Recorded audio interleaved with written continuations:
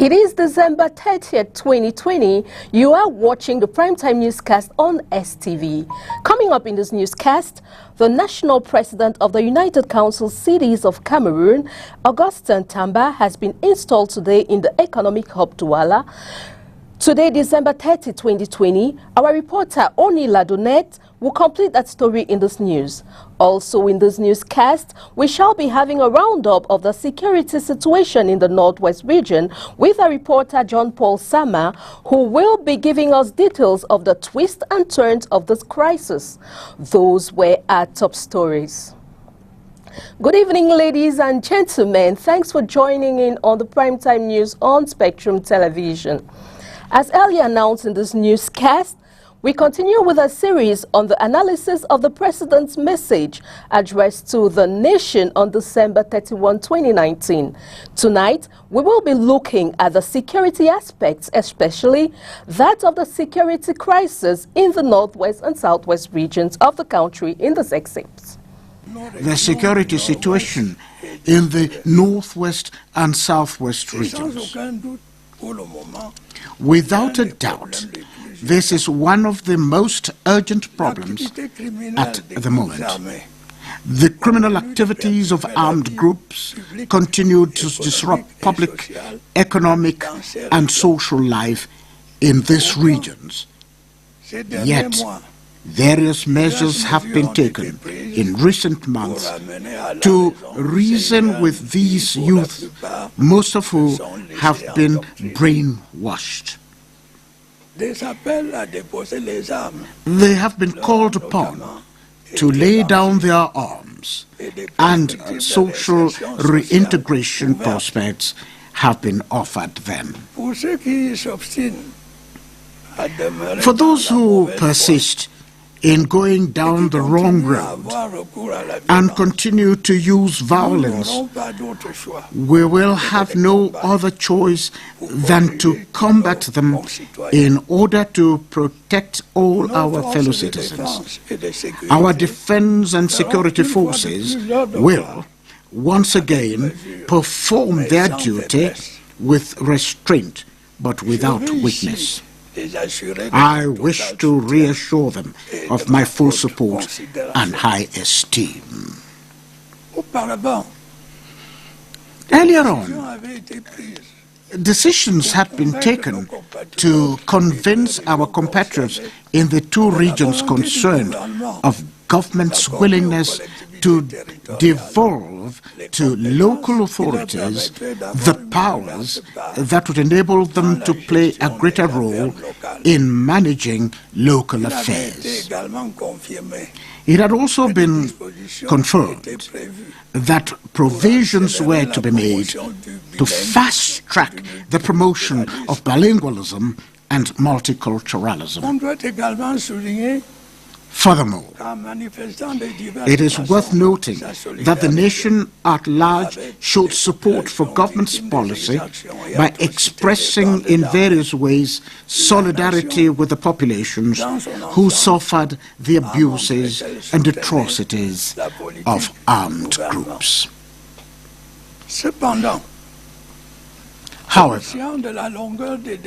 aware of the long period of time required to implement planned reforms, and in a bid to put an end to the hassles and sufferings of our compatriots in the Northwest and Southwest regions, I decided to open, as from the end of September, permit me the quote, myself, our major national dialogue that will, in line with our Constitution, enable us to seek ways and means of meeting the profound aspirations of the people of the Northwest and Southwest regions, but also of all the other compatriots of our nation. In the same vein, the Anglophone crisis had two major twists and turns this year, with a host of kidnappings and killings in several occasions in the Northwest and Southwest regions. A recap of the major incidents in the two regions of Cameroon with you, John Paul Sama. Despite all efforts made to bring to an end the ongoing socio-political crisis in the northwest and southwest regions, 2020 recorded some dreaded chapters in this ongoing 4-year conflict as the world was stunned on October 24th when 6 children were killed and a dozen wounded at the Mother Francisca International Bilingual College in Kumba when fire was opened at the said school.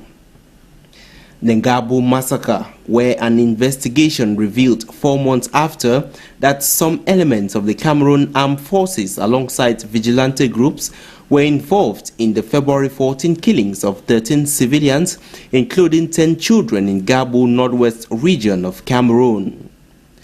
The crisis took a major twist in 2020 as several beheadings were recorded in these 2 regions, with that of Comfort Tumasang and others, while the Cameroonian military succeeded in neutralizing the host of separatist leaders in Kumbu, Bamenda, with losses on both sides. But May 10 recorded the gunning down of the mayor of Mamfi, Ashu Kristelle Ojong, who died from bullet wounds following an attack on him and his entourage. Traditional rulers were not spared from this crisis as the phone of Saw and Christian Cardinal Tumi were kidnapped on November 5 and released later, while Chief Ikomengale wasn't so lucky as he lost his life a day after he was kidnapped from his own palace in Dibanda village alongside 2 others. In a bid to see the northwest and southwest regions return to the way it was before, the Prime Minister this year appointed Paul Tassong and Donatus Njong to realize projects in the regions focusing on rehabilitation and the development of infrastructure, economic and revitalization, and the promotion of social cohesion. And now we talk something else. The national president of the United Councils and Cities of Cameroon, Augustin Tamba, in the presence of the governor of the Littoral Region, has installed the Littoral Regional Office of the United Councils and Cities of Cameroon today, December 30, 2020, in the economic capital of Cameroon. The new president is looking forward to tackle the problems of each municipality individually. More with you, Oni Ladonet. After the South region, it is time for members of the Littoral Regional Office of the United Councils and Cities of Cameroon to be installed. Our visit in Littoral region was to speak about our council's development. We have 2 aims: economic development for our councils, Cameroonian councils, and fight against poverty. We want at last say thank you, congratulations for the head of state, His Excellency Paul Biya, for his full support. That's I want to say. With the particularity of this region being it embodies both rural and urban areas, the new regional leader, Njekakal Manfred, hopes to tackle problems of each locality individually. J'ai été élu il y a à peu près 6 mois. On vient de m'installer aujourd'hui. Les chantiers de littoral, il en a énormément. Vous savez que I was elected 6 months ago. I just got installed. A lot of work has to be done in the Littoral region.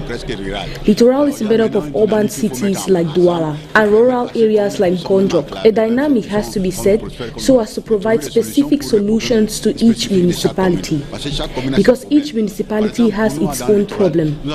For us in Littoral, big cities like Douala, Kongsamba do not have same problem as rural areas. So a new strategy has to be set up, especially concerning roads, because roads are a hindrance to development. Une stratégie, surtout pour, comme j'ai dit tout à l'heure à votre collègue, pour l'entretien, l'ouverture des routes. Parce que les routes causent énormément de problèmes à notre développement. The United Councils and Cities of Cameroon is a local development platform created since 2003, and it serves as intermediary between the population and the central government. You say it's the liaison between the government and the councils, the local councils, and as such, most of the arrêtés, most of the decrees pass to the CVUC and UCC, you put it in English, And so we can be able to liaise with the councils to make them know what exactly they have to do. And if there are some difficulties, they also pass to the UCC so that together we can resolve it as mayors for this country to keep pushing on with the process of decentralization. For the newly elected body, a training on the management of each municipalities will be organized. And now we take on this decree that just got into our newsroom, signed by the President of the Republic. The President of the Republic, Paul Biya, has just signed a decree harmonizing the retirement age of the public service to 60 years for employers of categories A and B and 55 years for categories C's and D.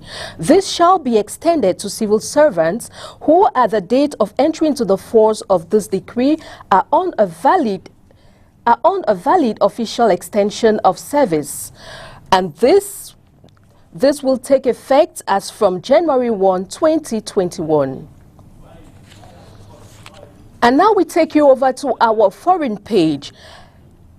And on our foreign page tonight, members of the ethnic Shona community in Kenya are celebrating their new status as Kenyan citizens after decades of being stateless.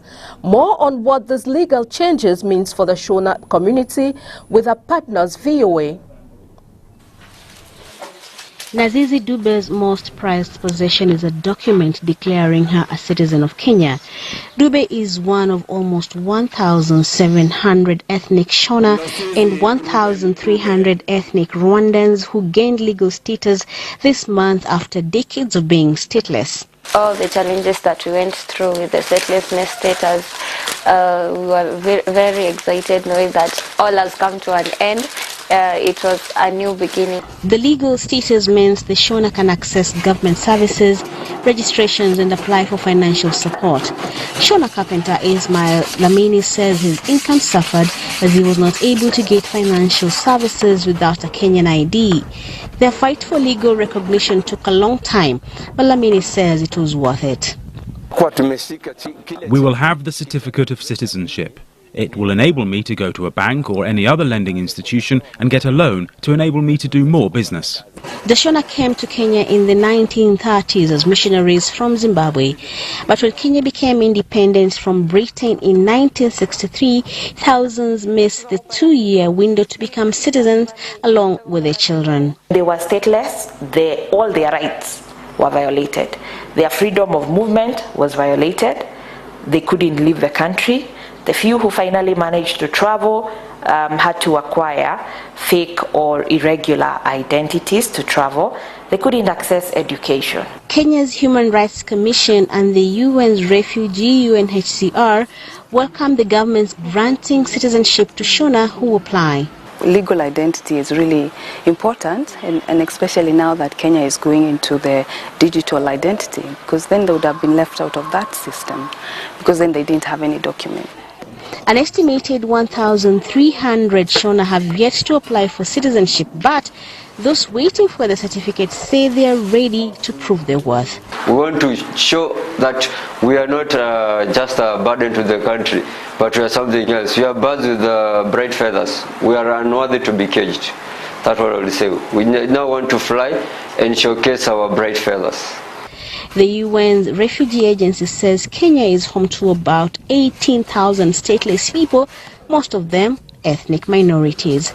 Brenda Molinya for VOA News, Nairobi.